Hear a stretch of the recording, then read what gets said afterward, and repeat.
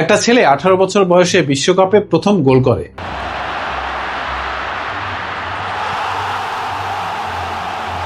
আর সেই একই লোক 39 বছর বয়সে এসে হ্যাট্রিক করে বিশ্বকাপের ইতিহাসে সবচেয়ে বয়স্ক হ্যাট্রিক ম্যান হয়ে যায়।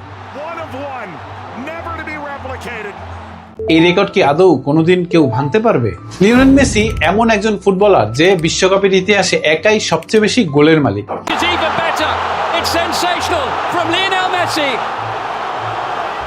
টানা 6টি বিশ্বকাপ খেলে তার ঝুলিতে এখন প্রায় 20টার কাছাকাছি গোল, যার জার্মানির মিরোস্লাভ ক্লোজা কিংবা ব্রাজিলের মার্তার রেকর্ডকেও ছাড়িয়ে গেছে।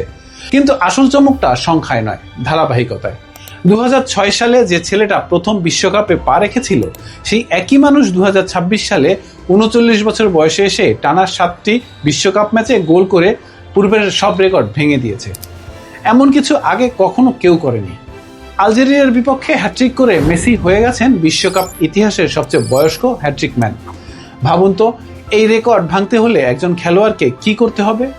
প্রথমত, কিশোর বয়সে বিশ্বকাপে অভিষেক ঘটাতে হবে। এরপর একটানা প্রায় 2 দশক ইনজুরি মুক্ত থেকে সর্বোচ্চ ফর্ম ধরে রেখে প্রতিটা বিশ্বকাপে দলের হয়ে খেলে যেতে হবে।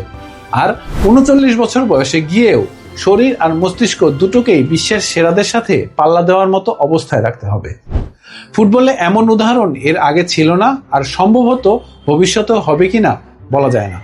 মেসির এই কীর্তি শুধু একটা রেকর্ড নয়, বরং মানুষের ধৈর্য, ভালোবাসা আর নিজের প্রতিভাকে বছরের পর বছর ধরে লালন করার এক জীবন্ত উদাহরণ।